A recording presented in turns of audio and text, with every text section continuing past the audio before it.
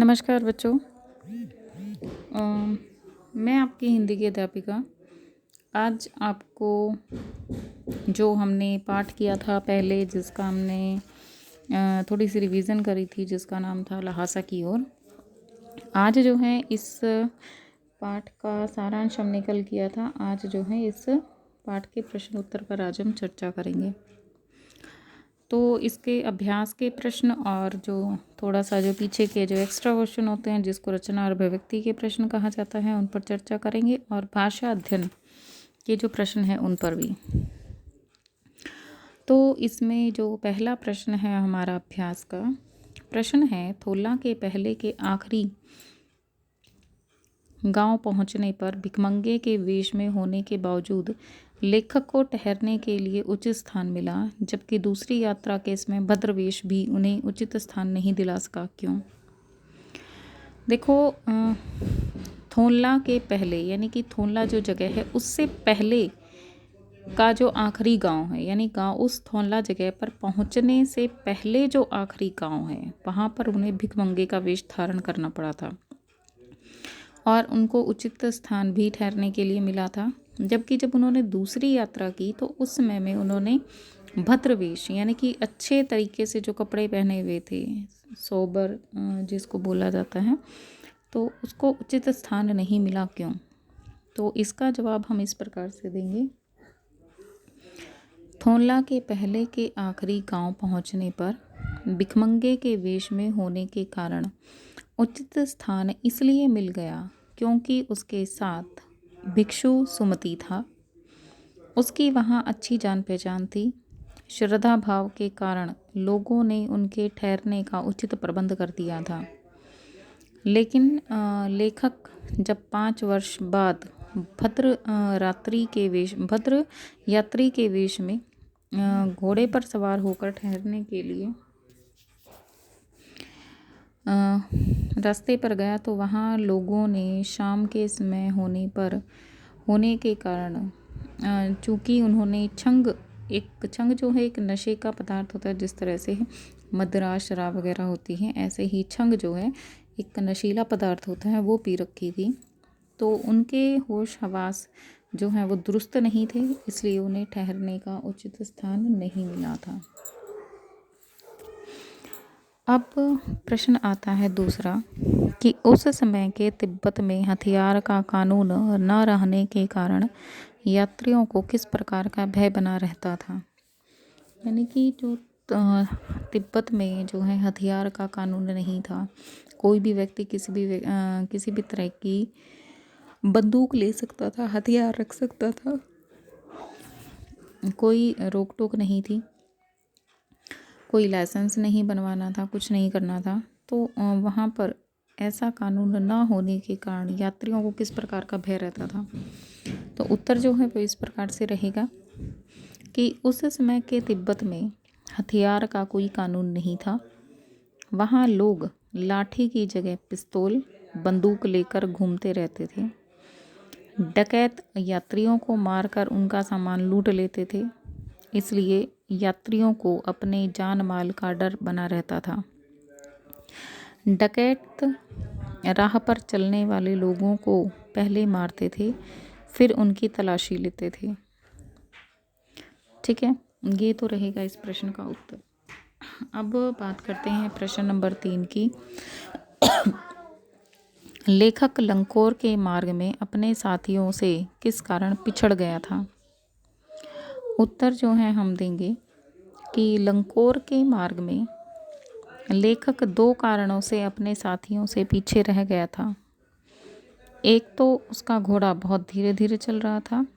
उसने समझा कि वह थक गया है, इसलिए उसने अपनी यात्रा उसे मारना उचित नहीं समझा, इसलिए वह अपने साथियों से पीछे रह गया। दूसरा, एक स्थान पर 2 रास्ते निकल रहे थे। लेखक 1-2 मील गलत रास्ते पर चला गया।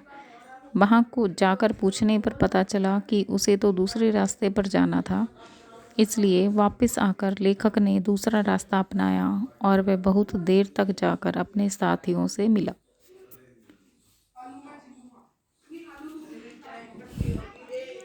अब बात करते हैं प्रश्न नंबर 4 की।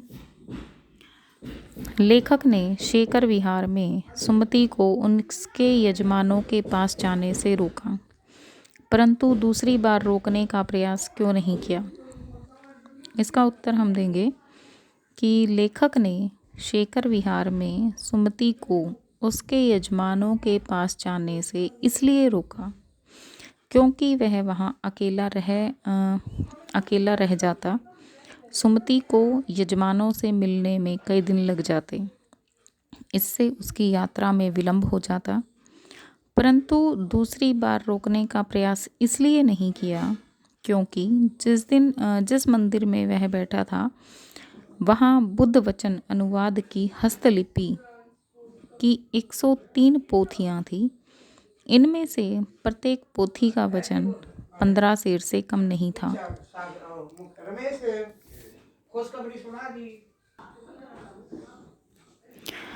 तो उसे जो है ये जो पोथियाँ थी इनका वजन जो है 15 सेर से कम नहीं था। वह इन पोथियों का अध्ययन करने लग गया ताकि वह इन पोथियों के विषय को जान सके। आगे प्रश्न नंबर 5। अपनी यात्रा के दौरान लेखक को अनेक कठिनाइयों का सामना करना पड़ा। उस समय प्रश्न क्या है कि लेखक को अपनी यात्रा के दौरान किन कठिनाइयों का सामना करना पड़ा? तो उसका उत्तर जो है हम इस प्रकार से देंगे कि अपनी यात्रा के दौरान लेखक को अनेक कठिनाइयों का सामना करना पड़ा।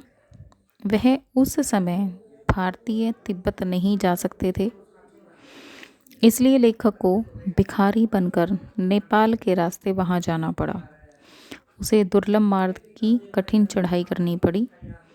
डाकुओं तथा लुटेरों से बचने के लिए भिखमंगे के समान टोपी निकालकर जीभ निकालकर भीख मांगनी पड़ी। सुस्त घोड़े के कारण लेखक अपने साथियों से बिछड़ गया और गलत रास्ते पर चला गया। भारवाहक न मिलने के कारण उसे अपना सामान पीठ पर लादकर पहाड़ी रास्ते पर चलना पड़ा। मार्ग में खाने पीने के लिए जो भी मिला उसे खाना पड़ा। ठीक है, इस प्रकार से जो है हम प्रश्न नंबर 5 का उत्तर देंगे।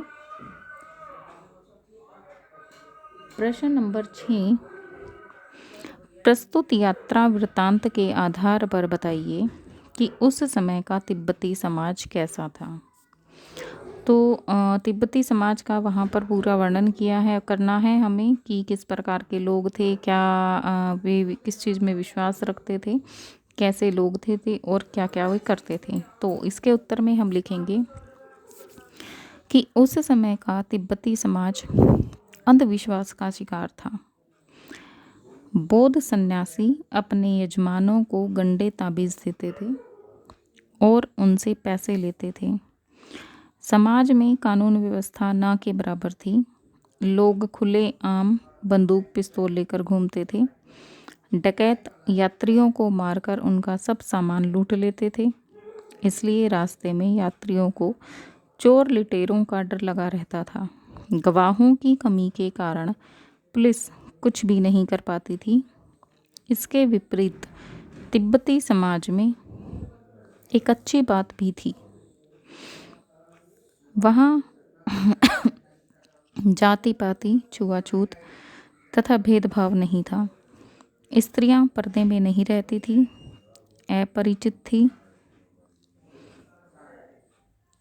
और वहाँ पर अपरिचित भी लोगों के घरों में जा सकते थे। यात्रियों को रहने तथा खाने पीने की सुविधा मिल जाती थी। शाम के समय लोग छंग नामक मादक पेय पीकर अपने होश हवास खो बैठते थे। यजमान बौद्ध सन्यासियों का आदर सम्मान करते थे। प्रश्न नंबर 7। इसका उत्तर जो है इनमें से हमें छांट कर लिखना है कि अब मैं पुस्तकों के भीतर था। इस वाक्य का यहाँ पर क्या अर्थ है, नीचे दिए गए विकल्पों के आधार पर बताइए। तो इस वाक्य का अर्थ है कि लेखक पुस्तकों में रम गया था, खो गया था। ठीक है, चलिए रचना और अभिव्यक्ति का जो प्रश्न है वो करते हैं। प्रश्न है, सुमति के यजमान और अन्य परिचित लोग लगभग हर गांव में मिले। इस आधार पर आप सुमति के व्यक्तित्व की किन विशेषताओं का चित्रण कर सकते हैं। ठीक है, अब चित्रण का मतलब हम सुमति के व्यवहार से लगाएंगे कि सुमति का व्यक्तित्व क्या था और उसकी क्या विशेषताएं थी। तो इसका उत्तर जो है इस प्रकार से लिख सकते हैं आप कि सुमति उस क्षेत्र के लोगों को अच्छी तरह जानता था। एक बौद्ध भिक्षु होने के कारण लोग उसका आदर सम्मान भी करते थे। वह अपने यजमानों को बोध गया के वस्त्रों से बने गंडे बनाकर देता था। वह बड़ा ही व्यवहार कुशल, मृदुभाषी, अच्छा सहयोगी और तत्काल नाराज होने वाला था तथा तत्काल प्रसन्न होने वाला व्यक्ति भी था, यानी कि झट से नाराज होना और झट से मान जाना। जब लेखक लंकोर का रास्ता भूलकर देर से पहुंचा तो सुमति लेखक पर क्रोधित हो उठा और क्षण में समझाने पर शांत हो गया। वह पैसे का लालची भी था। जब लेखक ने कहा कि उसे आगे चलकर कुछ और पैसे देगा, तब उसने आसपास के गांवों में अपने यजमानों को गंडे देने का कार्यक्रम स्थगित कर दिया था। ठीक है, ये जो हैं विशेषताएं हैं सुमति के व्यवहार की या व्यक्तित्व की। आगे का प्रश्न है 9वां। हालांकि उस वक्त मेरा वेश ऐसा नहीं था कि उन्हें कुछ भी ख्याल करना चाहिए था। उक्त कथन के अनुसार आपके आचार व्यवहार के तरीके वेशभूषा के आधार पर तय होते हैं। आपकी समझ से यह उचित है अथवा अनुचित विचार व्यक्त कीजिए। अब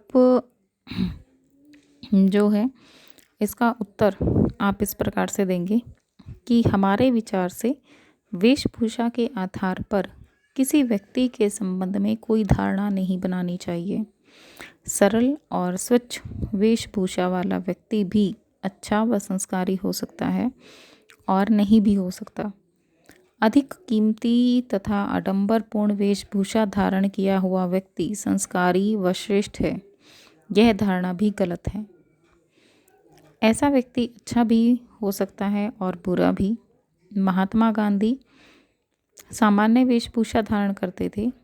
इसी प्रकार लाल बहादुर शास्त्री भी सीधा सादा जीवन व्यतीत करते थे। लेकिन दोनों ही भारत के महान व्यक्ति हुए हैं। इसी प्रकार पंडित जवाहरलाल नेहरू सुंदर वेशभूषा धारण करते थे, लेकिन वे सच्चे स्वतंत्रता सेनानी थे और भारत के प्रथम प्रधानमंत्री बने। अगला प्रश्न है, यात्रा वृत्तांत के आधार पर तिब्बत की भौगोलिक स्थिति का शब्द चित्र प्रस्तुत करें। वहाँ की स्थिति आपके राज्य शहर से किस प्रकार भिन्न है, यानी कि तुलना करनी है तिब्बत की और जो आपका शहर का है वहाँ का। तो उत्तर हम लिखेंगे कि तिब्बत का मार्ग बड़ा ही कठिन और दुर्गम था। 16-17 हज़ार फीट की ऊंचाई पर स्थित डांडा थोला पार करना आसान नहीं है। यहाँ पर हिमालय की चोटियाँ बर्फ़ से ढकी हुई हैं। आसपास हरियाली से ढके नंगे पहाड़ हैं। दूर दूर तक कोई गांव नज़र नहीं आता। यहाँ पर लोग पैदल यात्रा करते हैं या घोड़ों पर सवार होकर आगे बढ़ते हैं। फलतः यहाँ की भौगोलिक स्थिति समतल भूभाग के नगरों से सर्वथा भिन्न है। यहाँ जिंदा रहना बड़ा कठिन है, लेकिन इसके मुकाबले में मेरे राज्य हरियाणा की भौगोलिक स्थिति तिब्बत से सर्वथा भिन्न है। इस राज्य की भूमि समतल तथा उपजाऊ है। इस राज्य में अनेक नगर, गांव, कस्बे हैं। यहाँ आने जाने के सड़क व रेल मुख्य साधन हैं। हर नगर में अपना एक बहुमंजिला इमारतें बन रही हैं। मनोरंजन के अनेक केंद्र हैं। शिक्षा और स्वास्थ्य की भरपूर सुविधाएं हैं। रोजगार के अनेक साधन हैं। यहाँ जीवन की मूलभूत सुविधाओं की प्राय कोई कमी नहीं है। इस प्रकार तिब्बत की स्थिति मेरे राज्य या नगर से सर्वथा भिन्न है। आप भी अपने विचार इसमें खुद से लिख सकते हैं कि आप इसमें क्या कहना चाहते हैं। तो कि तिब्बत का जो वृत्तांत आपने पढ़ा वो, और जो आप जिस क्षेत्र में रहते हैं तो वहाँ का वर्णन जो है आप लिख सकते हो। तो देखते हैं अगला प्रश्न। आपने भी किसी राज्य की यात्रा अवश्य की होगी। यात्रा के दौरान हुए अनुभवों को लिखकर प्रस्तुत कीजिए। ये कोई इम्पोर्टेंट क्वेश्चन नहीं है, आप इसका जवाब अपने आप से दे सकते हो। और नेक्स्ट प्रश्न है, यात्रा वृत्तांत गद्य साहित्य की एक विधा है। आपकी इस पाठ्य पुस्तक में कौन सी विधाएं हैं? प्रस्तुत विधा उनसे किस मायनों में अलग है? ये प्रश्न भी आप ज़रूरी नहीं है करिए, ठीक है। तो चलते हैं भाषा और अभिव्यक्ति अध्ययन की तरफ, ठीक है। इसमें क्या करना है कि किसी भी बात को अनेक प्रकार से कहा जा सकता है। जैसे सुबह होने से पहले हम गांव में थे, पौ फटने वाली थी कि हम गांव में थे, तारों की छांव लहरते रहते रहते हम गांव पहुंच गए। नीचे दिए गए वाक्य को अलग अलग तरीके से लिखिए। जान नहीं पड़ता था कि घोड़ा आगे जा रहा है या पीछे। इसको हम अनेक तरह से लिख सकते हैं। जैसे हम लिख सकते हैं कि यह पता नहीं चल रहा था कि घोड़ा आगे बढ़ रहा है या पीछे हट रहा है। या फिर लिख सकते हैं कि समझ नहीं आ रहा था कि घोड़ा आगे जा रहा है या फिर पीछे। और एक और तरीका है लिखने का कि घोड़े के आगे जाने या पीछे हटने का पता ही नहीं चल पा रहा था, ठीक है। उसके बाद प्रश्न नंबर 14, ऐसे शब्द जो किसी अंचल यानी क्षेत्र विशेष में प्रयुक्त होते हैं उन्हें आंचलिक शब्द कहा जाता है। प्रस्तुत पाठ में से आंचलिक शब्द ढूंढ कर लिखिए। जो हमारा आंचलिक यानी कि किस आंचल में जो है वो गए थे, हाँ, तिब्बत में। तो तिब्बत के जो आंचलिक शब्द हैं उनको यहाँ से चैप्टर में से ढूंढ ढूंढ के लिखना है। एक तो शब्द निकल कर आते हैं चोंग, कुची कुची, गंडे, भरिया, सत्तू, छंग, डांडे, तुक्का, तुकप्पा, कंजूर, गंडे, फरी, किलिंग पोंग, टिहरी, खोटी, थोनला। ये जो है क्या है, आंचलिक शब्द। उसके बाद प्रश्न है कि पाठ में कागज, अक्षर, मैदान के आगे क्रमशः छोटे, अच्छे, विशाल शब्दों का प्रयोग हुआ है। इन शब्दों में अनेक विशेषताएं जो हैं उभर कर आती हैं। पाठ में से कुछ ऐसे ही शब्द छांटिए जो किसी की विशेषता बता रही हैं। विशेषण और शब्दों को चुनना है, ठीक है। जैसे ऊंची, कड़ी, तेज। ऊंची शब्द किसकी विशेषण है? चढ़ाई की। कड़ी क्या है? धूप का विशेषण है। और धूप का एक और विशेषण था क्या? तेज। और जैसे भद्र हैं, बड़े भद्र, धीमे चलने, जल्दी, गुस्सा, ठीक है। ये जो प्रश्न है ये आपको यहाँ पर करने हैं। इस तरह से आपका जो पाठ का जो अध्ययन है, जो प्रश्न उत्तर पर जो हम चर्चा करने जा रहे थे वो आज ये कंप्लीट हो गई है। इस पाठ को आप अच्छे से पढ़ लीजिए और समझ लीजिए।